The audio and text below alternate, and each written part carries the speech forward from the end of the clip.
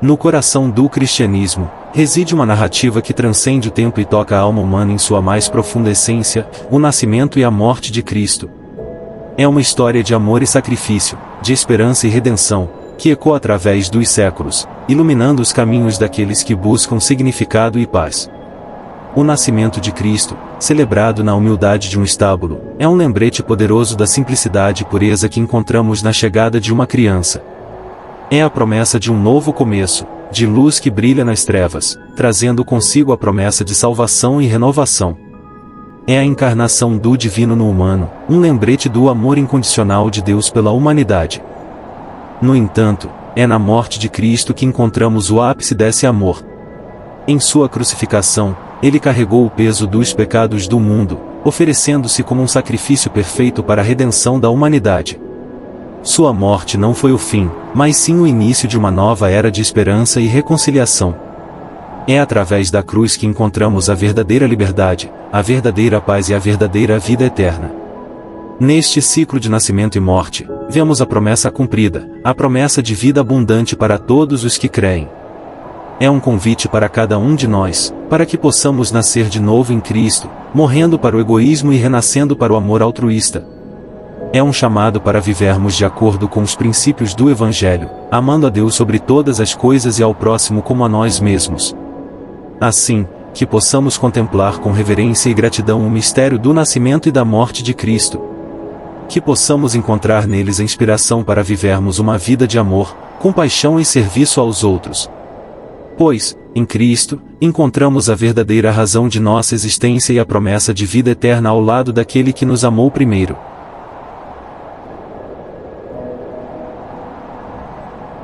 Olá! Seja bem-vindo ao canal, já deixa seu like, aproveita e se inscreve no canal, ativa o sininho de notificações. Vamos agora para a continuação da parte 6, do nascimento, até a morte de Jesus. Vamos lá! Jesus alimenta muita gente. Aconteceu algo terrível. João Batista foi morto. Herodias, esposa do rei, não gostava dele. E ela conseguiu que o rei mandasse cortar a cabeça de João. Quando Jesus soube disso, ficou muito triste. Foi sozinho a um lugar isolado. Mas o povo o seguiu. Vendo Jesus a multidão, teve pena dela. Por isso, falou-lhes sobre o reino de Deus e curou os doentes. À noitinha, seus discípulos foram até ele e disseram: já é tarde, e este lugar é isolado. Manda essa gente embora, para que possam comprar comida para si nas aldeias vizinhas. Eles não precisam ir embora, respondeu Jesus. Deem a eles algo para comer.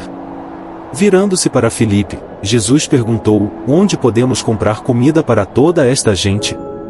Isso vai custar muito dinheiro, para comprar bastante para todos terem um pouco, respondeu Filipe. André disse: este menino, que carrega a nossa comida, tem 5 pães e 2 peixes. Mas não vai nem de perto bastar para toda essa gente. Mande que as pessoas se recostem na grama, disse Jesus. Daí, agradeceu a Deus pelo alimento e passou a dividi-lo em pedaços. Então, os discípulos deram o pão e os peixes a todo o povo. Havia 5.000 homens, e milhares de mulheres e crianças. Todos comeram o bastante. E quando os discípulos recolheram as sobras, encheram 12 cestos com elas. Jesus mandou então os discípulos tomar um barco para cruzar o mar da Galileia. Durante a noite, houve um temporal, e as ondas jogaram o barco para cá e para lá. Os discípulos tiveram muito medo. Daí, no meio da noite, viram alguém chegar andando sobre a água. Gritaram de medo, porque não sabiam o que era. Não tenham medo, disse Jesus. Sou eu. Eles nem acreditaram. Pedro disse então: se é mesmo você, Senhor, mande-me andar sobre a água até você. Jesus respondeu: venha. E Pedro desembarcou e andou sobre a água. Então ficou com medo e começou a afundar, mas Jesus o salvou. Mais tarde, Jesus de novo alimentou milhares de pessoas. Nessa ocasião, fez isso com 7 pães e alguns peixinhos. E, novamente, houve bastante para todos. Não era maravilhoso como Jesus cuidava das pessoas? No seu reinado, nunca teremos de preocupar-nos com nada. Ele ama as criancinhas. Veja Jesus abraçando o menininho. Pode ver que Jesus realmente gosta de crianças. Os homens que o observam são seus apóstolos. O que Jesus lhes está dizendo? Vamos ver. Jesus e seus apóstolos acabavam de voltar de uma longa viagem. No caminho, os apóstolos tinham discutido entre si. Por isso, Jesus perguntou-lhes sobre o que estavam discutindo no caminho. Na realidade, Jesus sabia do que falaram. Mas fez a pergunta para ver o que os apóstolos iam dizer. Os apóstolos não responderam porque tinham discutido, na estrada, quem era o maior deles. Alguns apóstolos queriam ser mais importantes do que os outros. Como Jesus lhes disse que não é direito querer ser o maior, ele chamou o menininho e o pôs diante deles. Daí, disse aos seus discípulos: quero que saibam que, a menos que mudem e sejam como criancinhas, não vão entrar no reino de Deus. O maior no reino é aquele que se tornar como esta criança. Sabe por que Jesus disse isso? Bem, as criancinhas não se preocupam em ser maiores ou mais importantes do que os outros. Por isso, os apóstolos deviam aprender a ser como crianças e a não brigar sobre ser grandes ou importantes. Jesus mostrou também em outras ocasiões quanto ele gostava de criancinhas. Alguns meses mais tarde, umas pessoas trouxeram seus filhos para ver Jesus. Os apóstolos quiseram afastá-los. Mas Jesus disse-lhes: deixem vir a mim as crianças e não as impeçam, porque o reino de Deus pertence a pessoas assim. Daí, Jesus abraçou as crianças e as abençoou. Não é bom saber que Jesus ama as criancinhas? Como Jesus ensinava. Certo dia, Jesus disse a um homem que ele devia amar seu próximo. O homem perguntou-lhe: quem é meu próximo? Bem, Jesus sabia o que o homem pensava. O homem pensava que apenas gente de sua própria raça e religião eram seus próximos. Assim, vejamos o que Jesus lhe disse.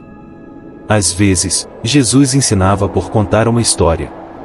Foi o que fez neste caso. Contou a história de um judeu e um samaritano. Já aprendemos que a maioria dos judeus não gostava dos samaritanos. Pois bem, a história de Jesus foi a seguinte. Certo dia, um judeu ia descendo pela estrada para Jericó. Mas foi assaltado por ladrões. Eles tiraram-lhe o dinheiro e bateram nele até que ficou quase morto. Depois, um sacerdote judeu veio pela mesma estrada. Ele viu o homem espancado. O que acha que ele fez? Ora, ele foi para o outro lado da estrada e foi embora. Daí, veio outro homem muito religioso. Era levita. Será que ele parou? Não, ele tampouco parou para ajudar o homem espancado. Pode ver aqui o sacerdote e o levita, à distância, seguirem seu caminho. Mas veja quem está com o homem espancado. É um samaritano. Foi ele quem ajudou o judeu. Aplicou remédio nas feridas dele. Depois, levou o judeu a um lugar onde podia descansar e ficar bom. Depois de contar a história, Jesus disse ao homem que lhe fez a pergunta: qual dos três, você acha, agiu como próximo para com o homem espancado? O sacerdote, o levita ou o samaritano? O homem respondeu: o samaritano. Ele foi bondoso para com o homem que tinha sido espancado. Jesus disse: tem razão. Por isso, vá e trate os outros do mesmo modo. Não gosta do modo como Jesus ensinava? Podemos aprender muitas coisas importantes, se escutarmos o que Jesus diz na Bíblia, não é? Jesus cura doentes. Enquanto Jesus percorria o país, ele curava os doentes. A notícia sobre esses milagres divulgava-se nas aldeias e nas cidades em toda a parte. O povo trazia-lhe, assim, os aleijados, cegos e mudos, e muitos outros doentes. E Jesus os curava. Já haviam passado 3 anos desde que João batizou Jesus. E Jesus falou aos seus apóstolos que logo iria a Jerusalém, onde seria morto, e que depois ressuscitaria dentre os mortos. Neste meio tempo, Jesus continuava a curar os doentes. Um dia, Jesus estava ensinando num sábado. O sábado era o dia de descanso dos judeus. A mulher que vê aqui estava muito doente. Por 18 anos ela andou encurvada, sem poder endireitar-se. Jesus pôs as mãos nela, e ela ficou curada.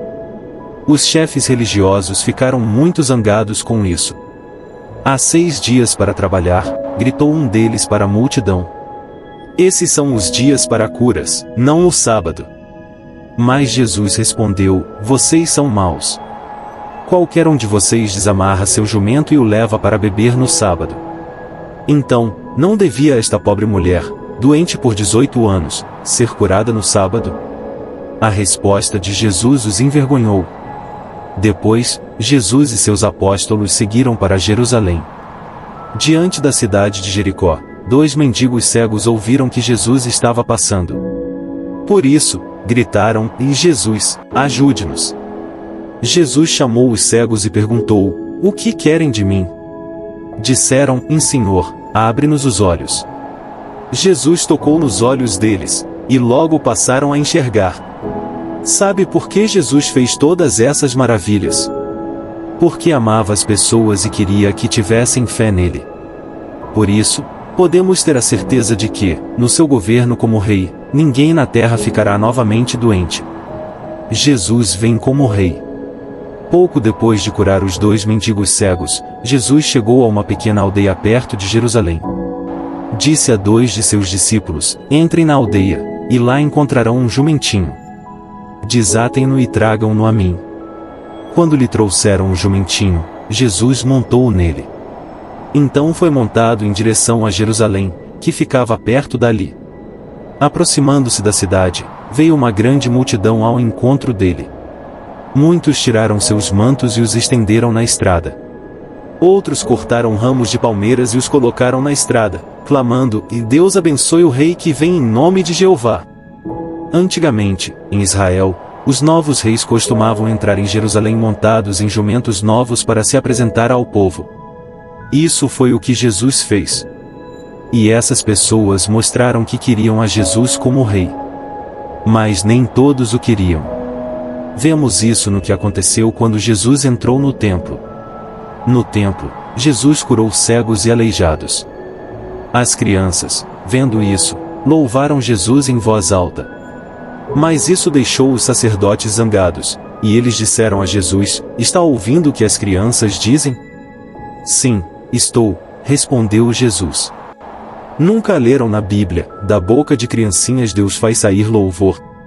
Assim, as crianças continuaram a louvar o Rei de Deus. Queremos ser como aquelas crianças, não é? Alguns podem querer impedir-nos de falar sobre o reino de Deus. Mas nós vamos continuar a falar aos outros sobre as maravilhas que Jesus vai fazer para o povo. Não era ainda o tempo para Jesus começar a reinar. Quando virá esse tempo? Os discípulos de Jesus queriam saber isso. Vamos ler sobre isso a seguir. No Monte das Oliveiras. Este aqui é Jesus, no Monte das Oliveiras. Os 4 homens com ele são seus apóstolos. São os irmãos André e Pedro, e os irmãos Tiago e João. Lá mais adiante pode ver o templo de Deus, em Jerusalém. Já tinham se passado 2 dias desde que Jesus entrou em Jerusalém montado num jumentinho. Era então terça-feira. Cedo, naquele dia, Jesus esteve no templo. Os sacerdotes tentaram agarrar Jesus para matá-lo. Mas ficaram com medo. Cobras e filhos de cobras, chamou Jesus aqueles chefes religiosos. Jesus disse, então, que Deus ia castigá-los por causa de todo o mal que fizeram. Depois, Jesus subiu ao Monte das Oliveiras, e ali esses 4 apóstolos lhe fizeram perguntas. Sabe o que perguntaram a Jesus? Os apóstolos perguntaram sobre coisas futuras. Sabiam que Jesus ia acabar com toda a maldade na terra. Mas queriam saber quando isso ia acontecer. Quando Jesus ia vir de novo para reinar. Jesus sabia que seus seguidores na terra não poderiam vê-lo quando voltasse. Porque ele estaria no céu, e lá não poderiam vê-lo. Por isso, Jesus falou aos seus apóstolos sobre as coisas que iam acontecer na terra quando ele reinasse no céu. Quais são algumas dessas coisas? Jesus disse que ia haver muitas guerras, muitas pessoas doentes e com fome, o crime ia ser muito pior, e ia haver grandes terremotos. Jesus disse também que as boas novas do reino de Deus iam ser pregadas em toda a terra. Já vimos essas coisas em nosso tempo? Sim. Por isso, estamos certos de que Jesus já governa no céu. Em breve, ele vai acabar com toda a maldade na terra. Numa sala de sobrado. Já era então quinta-feira à noite, 2 dias mais tarde. Jesus e seus 12 apóstolos foram a esta sala de sobrado para a refeição da Páscoa. O homem que vê sair é Judas Iscariotes. Ele vai dizer aos sacerdotes como pegar Jesus. Um dia antes, Judas tinha ido falar com eles e perguntou: "O que me darão, se eu os ajudar a pegar Jesus?" Disseram: "Em 30 moedas de prata." Assim, Judas foi encontrar-se com esses homens para levá-los a Jesus. Não foi isso horrível? Após esta refeição, Jesus iniciou outra especial. Deu aos apóstolos um pão e disse: "Comam, isto significa meu corpo, que é dado por vocês." Deu-lhes então um copo de vinho e disse: "Bebam, isto significa meu sangue, que será derramado por vocês." A Bíblia chama isso de refeição noturna do Senhor ou ceia do Senhor. Os israelitas comiam a Páscoa para se lembrarem de que o anjo de Deus passou por alto suas casas no Egito, mas foi matar o primogênito nas casas dos egípcios. Mas Jesus quis que seus seguidores se lembrassem dele e que deu sua vida por eles. Por isso os mandou celebrar esta refeição especial cada ano. Após a refeição noturna do Senhor, Jesus mandou os apóstolos serem valentes e fortes na fé. Por fim, entoaram cânticos para Deus e saíram. Já era tarde. Vejamos para onde foram. Jesus no jardim. Saindo da sala de sobrado, Jesus e seus apóstolos foram para o jardim de Getsêmani. Já estiveram lá muitas vezes.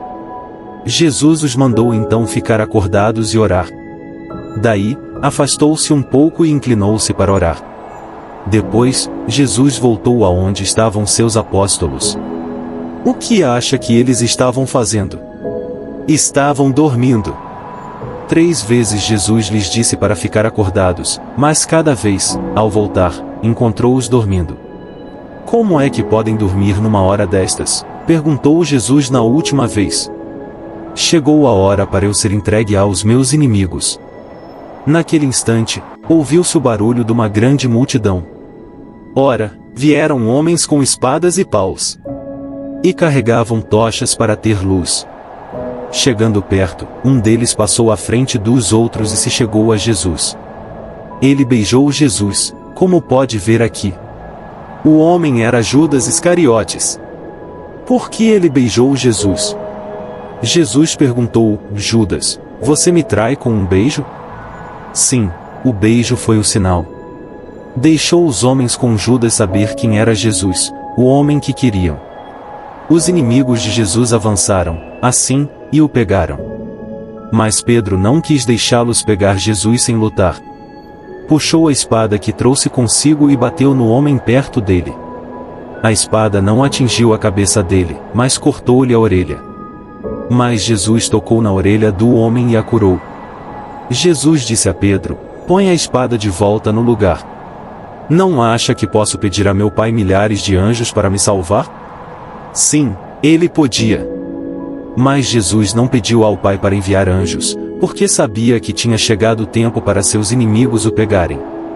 Por isso, deixou que o levassem embora. Vejamos o que lhe aconteceu então. Jesus é morto. Olhe que coisa horrível! Jesus está morrendo.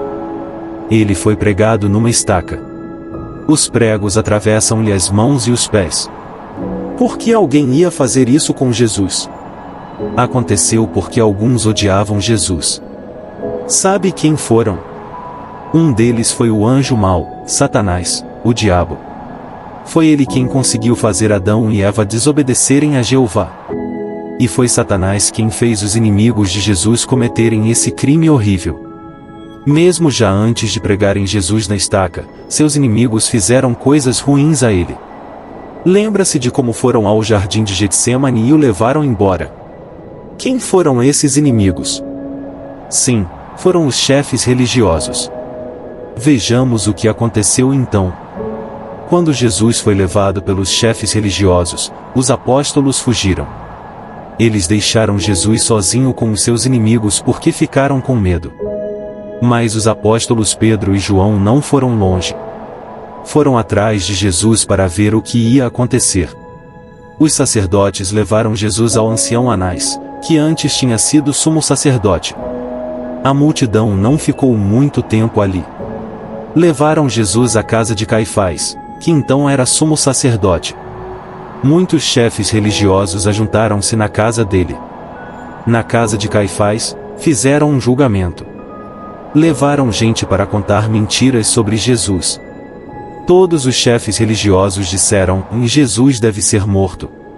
Cuspiram-lhe no rosto e deram socos nele. Enquanto isso, Pedro estava lá fora no pátio.